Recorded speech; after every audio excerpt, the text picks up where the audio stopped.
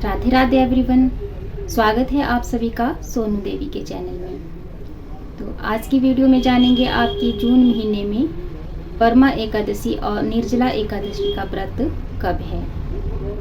जून में परमा एकादशी और निर्जला एकादशी का व्रत रखा जाएगा और इस बार जो है अधिक मास भी है जिसमें आने वाली एकादशी को परमा एकादशी के नाम से जाना जाता है और ये एकादशी 3 वर्ष के बाद आती है।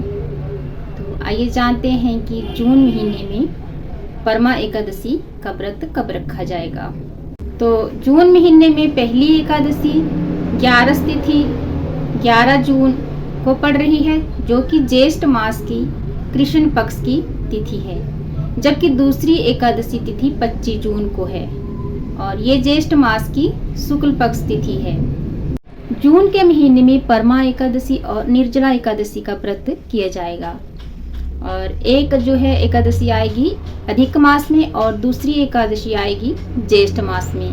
ऐसी मान्यता है कि जो भी व्यक्ति एकादशी का व्रत करता है और उससे जाने अनजाने में किए गए पापों से भी इस व्रत से मुक्ति मिलती है। साथ ही माता लक्ष्मी की कृपा से इस जीवन में व्यक्ति को सुख समृद्धि की भी प्राप्ति होती है।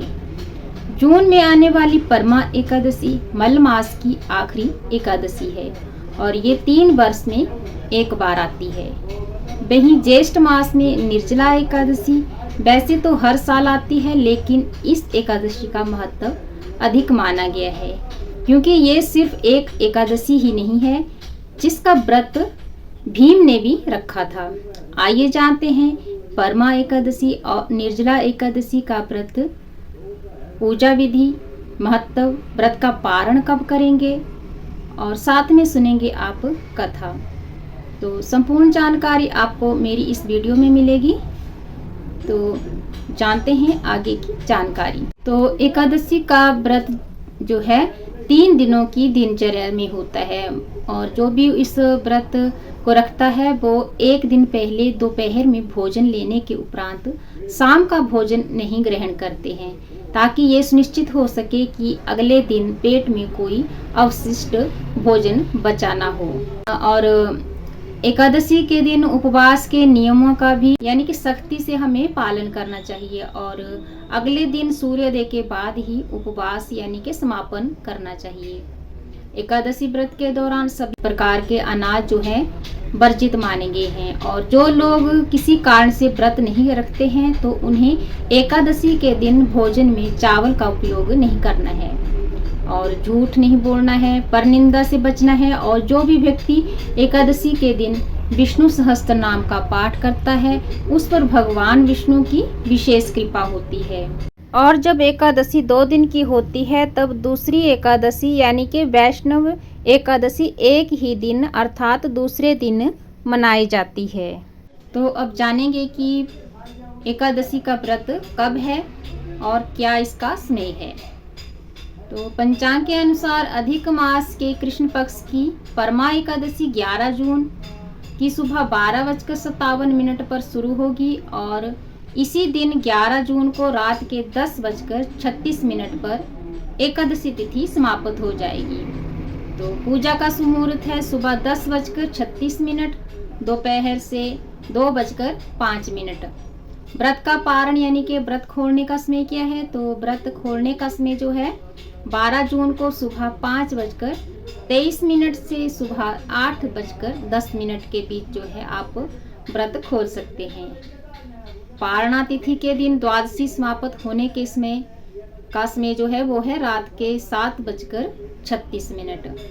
और इस व्रत का महत्व क्या है, तो अधिक मास में परमा एकादशी हर 3 साल बाद आती है। ऐसे में जो व्यक्ति इस एकादशी की रात्रि में जागरण करता है वह स्वर्ग का भागी बनता है और इस एकादशी के दिन दान करने से शुभ फलों की प्राप्ति होती है, धन अन्न की कमी भी नहीं रहती है।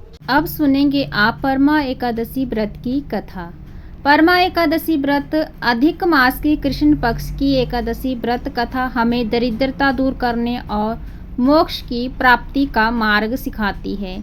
ये व्रत भगवान विष्णु जी को समर्पित है। आइए सुनते हैं परमा एकादशी व्रत की कथा। प्राचीन काल में कौपिल्य नगर में सुमेधा नाम का एक अत्यंत धर्मात्मा ब्राह्मण रहता था।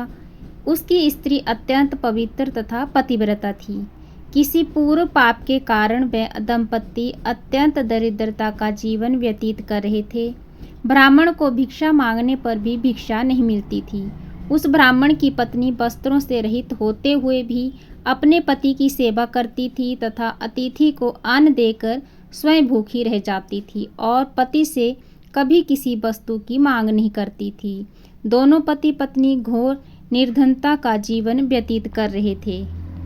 एक दिन ब्राह्मण अपनी पत्नी से बोला, हे प्रिय, जब मैं धनवानों से धन की याचना करता हूँ तो वह मुझे मना कर देते हैं। गृहस्थी धन के बिना नहीं चलती, इसलिए यदि तुम्हारी सहमति हो तो मैं परदेश जाकर कुछ काम करूं, क्योंकि विद्वानों ने कर्म की प्रशंसा की है। ब्राह्मण की पत्नी ने विनीत भाव से कहा, हे स्वामी, मैं आपकी दासी हूँ। पति अच्छा और बुरा जो भी कुछ कहे, पत्नी को वही करना चाहिए। मनुष्य को पूर्व जन्म में किए कर्मों का फल मिलता है। सुमेरु पर्वत पर रहते हुए भी मनुष्य को बिना भाग्य के स्वर्ण नहीं मिलता। पूर्व जन्म में जो मनुष्य विद्या और भूमि दान करते हैं, उन्हें अगले जन्म में विद्या और भूमि की प्राप्ति होती है। ईश्वर ने भाग्य में जो कुछ लिखा है उसे टाला नहीं जा सकता है। यदि कोई मनुष्य दान नहीं करता तो प्रभु उसे केवल अन्न ही देते हैं। इसलिए आपको इसी स्थान पर रहना चाहिए, क्योंकि मैं आपका वियोग सहन नहीं कर सकती।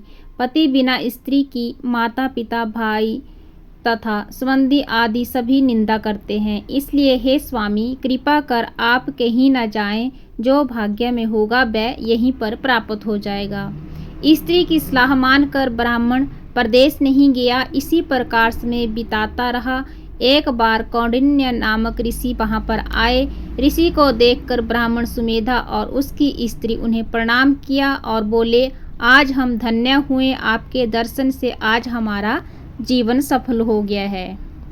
ऋषि को उन्होंने आसन तथा भोजन दिया। भोजन देने के बाद पतिव्रता ब्राह्मणी ने कहा, हे ऋषिवर, कृपया करके आप मुझे दरिद्रता का नाश करने की विधि बतलाइए। मैंने अपने पति को परदेश में जाकर धन कमाने से रोका है। मेरे भाग्य से आप आगे हैं। मुझे पूर्ण विश्वास है कि अब मेरी दरिद्रता शीघ्र ही नष्ट हो जाएगी। अतः आप हमारी दरिद्रता नष्ट करने के लिए कोई उपाय बताइए। ब्राह्मणी की बात सुनकर ऋषि बोले, हे ब्राह्मणी, मल मास की कृष्ण पक्ष की परमा एकादशी के व्रत से सभी पाप, दुख और दरिद्रता आदि नष्ट हो जाते हैं। जो मनुष्य इस व्रत को करता है वह धनवान हो जाता है। इस व्रत में नृत्य, गायन आदि सहित रात्रि जागरण करना चाहिए। ये एकादशी धन वैभव देती है तथा पापों का भी नाश करके उत्तम गति प्रदान करने वाली होती है। धन अधिपति कुबेर ने भी इस एकादशी व्रत का पालन किया था, जिससे प्रसन्न होकर भगवान भोलेनाथ ने उन्हें धनाध्यक्ष का पद प्रदान किया। इसी व्रत के प्रभाव से सत्यवादी राजा हरिश्चंद्र को पुत्र, स्त्री और राज्य की प्राप्ति हुई थी। इसके उपरांत ऋषि ने उन्हें एकादशी के व्रत का समस्त विधान कह सुनाया। ऋषि ने कहा कि हे ब्राह्मणी, पंचरात्रि व्रत इससे भी ज्यादा उत्तम है। परमा एकादशी के दिन प्रातः काल नित्य कर्म से निवृत्त होकर विधि पूर्वक पंचरात्रि व्रत का आरंभ करना चाहिए। जो मनुष्य 5 दिन तक निर्जल व्रत करते हैं वे अपने माता पिता और स्त्री सहित स्वर्ग लोक को जाते हैं। जो मनुष्य 5 दिन तक संध्या को भोजन करते हैं वे स्वर्ग को जाते हैं। और जो मनुष्य स्नान करके 5 दिन तक ब्राह्मणों को भोजन कराते हैं वे समस्त संसार को भोजन कराने का फल प्राप्त करते हैं। और जो मनुष्य इस व्रत में अश्वदान करते हैं उन्हें तीनों लोकों को दान करने का फल मिलता है। जो मनुष्य उत्तम ब्राह्मण को तिल दान करते हैं वे तिल की संख्या के बराबर वर्षों तक विष्णु लोक में वास करते हैं। जो मनुष्य घी का पात्र दान करते हैं वे सूर्य लोक को जाते हैं। जो मनुष्य 5 दिन तक ब्रह्मचार्य पूर्वक रहते हैं वे देवांगनाओं के साथ स्वर्ग को जाते हैं। और हे ब्राह्मणी, तुम अपने पति के साथ इसी व्रत को धारण करो, इससे तुम्हें अवश्य ही सिद्धि और अंत में स्वर्ग की प्राप्ति होगी। ऋषि के वचनानुसार ब्राह्मण और उसकी स्त्री ने परमा एकादशी का 5 दिन तक व्रत किया। व्रत पूर्ण होने पर ब्राह्मण की स्त्री ने एक राजकुमार को अपने यहाँ आते देखा और राजकुमार ने ब्राह्मणी की प्रेरणा से एक उत्तम घर, जो कि सब वस्तुओं से परिपूर्ण था, उन्हें रहने के लिए दिया। तदुपरांत राजकुमार ने आजीविका के लिए एक गांव दिया। इस प्रकार ब्राह्मण और उसकी स्त्री की गरीबी दूर हो गई और पृथ्वी पर काफी वर्षों तक सुख भोगने के पश्चात वे पति पत्नी श्री विष्णु जी के उत्तम लोक को प्रस्थान कर गए। तो ये थी परमा एकादशी व्रत की कथा।